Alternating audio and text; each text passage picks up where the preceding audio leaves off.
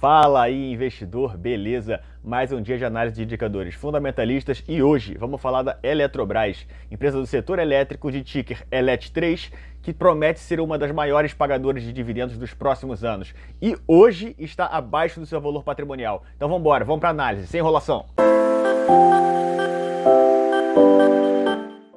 Bom, para quem não me conhece, meu nome é Fernando e esse aqui é o Rapidinhas de Investimento. Vamos dividir essa análise em 5 grupos de indicadores. Os indicadores de valuation, os de endividamento, os de rentabilidade, os de eficiência e os de crescimento. Como sempre, começaremos com aquelas informações que são importantes, mas que ninguém dá valor. Vamos embora, vamos para o Free Float. Free Float, que são quantos por cento das ações estão em livre negociação no mercado para que nós, investidores, possamos comprar.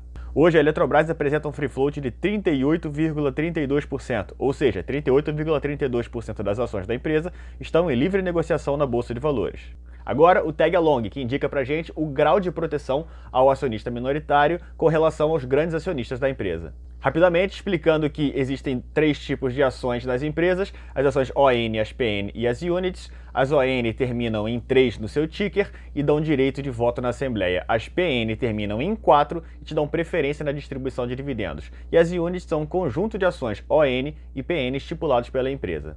O ideal é que todas as ações da empresa tenham 100% de Tag Along, tanto as PN quanto as ON. A Eletrobras hoje, infelizmente, apresenta somente 80% de Tag Along. Sabendo dessas informações, agora a gente pode começar a avaliar o preço da ação. O preço de compra das ações da Eletrobras no dia dessa análise estava em R$ 36,23. Vamos dar uma olhada agora no gráfico de histórico do preço. Ao avaliarmos o histórico do preço, percebemos que a Eletrobras já se recuperou completamente da crise de 2020, sendo que em janeiro de 2020 a ação custava R$ 37,26. No auge da crise, em março do mesmo ano, a ação chegou a custar R$ 13,59. Hoje, 13 meses depois, o valor está em patamares similares aos de antes da crise. Iniciaremos agora a análise dos indicadores de valuation, começando pelo Dividend Yield, que é quantos por cento do preço da ação atual é distribuído aos acionistas por meio de juros sobre capital próprio e dividendos. Hoje, o Dividend Yield da Eletrobras está em 11,05%, ou seja, ela pagou para o acionista nos últimos 12 meses R$ 4,00 por ação. Agora avaliaremos seu gráfico de histórico. Vemos também que no ano de 2020, o Dividend Yield foi de 4,43, bem diferente dos 11,05 que são referentes aos últimos 12 meses. É importante informar que a empresa vem apresentando grande geração de caixa, o que pode levar a um aumento na distribuição dos dividendos nos próximos anos. Vamos avaliar agora o gráfico de proventos da empresa. Proventos que são a soma dos valores absolutos de juros sobre o capital próprio e dividendos distribuídos pela empresa. Dando uma olhada no gráfico, percebemos que retirando o ano de 2010, que foi um ano atípico, a Eletrobras teve uma certa variação na distribuição de proventos, ficando entre R$ 2,50 e 80 centavos por ação. Notamos também que nos anos de 2015, 16 e 17 não houve distribuição de dividendos. Vamos falar agora sobre um outro indicador que também está relacionado ao Dividend Yield, sendo ele o Dividend Payout, que é quantos por cento dos lucros da empresa são distribuídos aos acionistas em meio de dividendos e juros sobre o capital próprio. O ideal para toda empresa é que ela distribua menos de 100% dos seus lucros, indicando que sua distribuição de dividendos é sustentável. Se nós formos pensar, distribuir mais de 100% dos seus lucros não é uma coisa normal. Hoje, o payout da Eletrobras está em 59,93%, ou seja, aproximadamente 40% dos lucros da empresa continua em seu caixa para reinvestimento futuro. Vamos avaliar agora o gráfico do payout. Dando uma olhada no gráfico, conseguimos perceber que a partir do ano de 2017, a Eletrobras apresentou um crescimento em seu payout, indicando o início de um processo de crescimento na distribuição de dividendos. Temos que avaliar agora os próximos anos para ver se a grande geração de caixa se traduz em distribuição de dividendos. Continuando com os indicadores de valuation, temos agora o P sobre L, que é o preço da ação atual dividido pelo lucro por ação. Ele indica pra gente em mais ou menos quantos anos a empresa vai retornar pra gente em lucros o que nós investimos nela hoje. O ideal para esse indicador é que ele seja abaixo de 15. Hoje, o P sobre L da Eletrobras está em 8,97, um excelente parâmetro. Vamos dar uma olhada agora no seu gráfico de histórico. Dando uma olhada no gráfico, percebemos que nos anos de 2012, 2013, 2014, 2015 e 2017, a empresa teve prejuízo. Notamos também que desde 2018 o P sobre L da empresa vem crescendo, mas ainda está em um patamar adequado. Lembramos também que nenhum indicador deve ser avaliado de forma individual, sendo necessário a avaliação do conjunto de indicadores, do setor da empresa e do mercado atual. Falaremos agora do P sobre VP, que é o preço da ação atual dividido pelo valor patrimonial da empresa. Lembrando que um P sobre VP igual a 1 significa que nós estamos pagando pela ação o equivalente ao valor patrimonial da empresa por ação. O ideal para esse indicador é que ele seja menor do que 1,5. Hoje, o P sobre VP da Eletrobras está em 0,77, ou seja, o preço da ação equivale a 77% do preço do valor do patrimônio da empresa por ação. Um excelente nível para quem está buscando comprar empresas abaixo do seu valor patrimonial. Vamos dar uma olhada agora no gráfico do P sobre VP para ver se sempre foi assim. Vemos no gráfico que a empresa sempre foi vendida abaixo do seu valor patrimonial. Notamos também que desde 2012 até 2021 a empresa vem apresentando um crescimento constante em seu P sobre VP. Devemos observar que se a geração de caixa realmente se converter em distribuição de dividendos, a tendência é que o preço da ação suba. Sendo assim, este indicador também subiria. Se esse conteúdo está te ajudando de alguma maneira, deixe o seu like e inscreva-se no canal. Nós entregamos análise de 2 empresas por semana e diversos outros conteúdos instrutivos para que você saiba tudo sobre renda variável. Agora voltando e com os indicadores de endividamento, vamos começar com a dívida líquida sobre patrimônio líquido, que é uma relação entre a dívida da empresa e o patrimônio da empresa. O ideal para esse indicador é que ele não passe de 1, indicando que a dívida não supera o valor patrimonial. Hoje, o indicador está em 0,41, ou seja, a dívida representa 41% do valor do patrimônio líquido da empresa, um excelente sinal. Agora vamos ver o seu gráfico de histórico. Podemos perceber no gráfico que a empresa sempre teve um indicador menor do que 1, significando que o patrimônio sempre foi maior do que a dívida. Notamos também que hoje o indicador está abaixo da sua média histórica, que é de 0,56. Agora falaremos sobre a dívida líquida sobre o EBITDA, que indica pra gente em quantos anos a empresa pagaria sua dívida se ela utilizasse o EBITDA inteiro para o pagamento. Importante destacar que o EBITDA são os lucros antes dos juros, impostos, depreciação e amortização. O ideal desse indicador é que ele seja abaixo de 3, indicando que a empresa conseguiria pagar as suas dívidas em até 3 anos. Hoje o indicador está em 3,42, um pouco acima do ideal. Vamos dar uma olhada agora no gráfico de histórico para ver se sempre foi assim. Percebemos no gráfico que fora o ano de 2014, que foi atípico, a empresa apresenta uma pequena oscilação, principalmente no ano de 2017, ficando acima do ideal. Por apresentar uma geração de caixa alta nos últimos anos, o indicador ligeiramente acima de 3 não representa uma preocupação tão grande.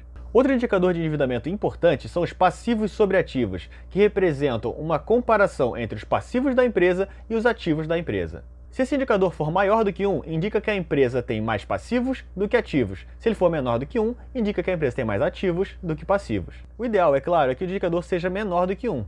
Hoje, em 0,59, demonstra total controle sobre os passivos da empresa, sendo que o valor dos passivos é igual a 59% do valor dos ativos.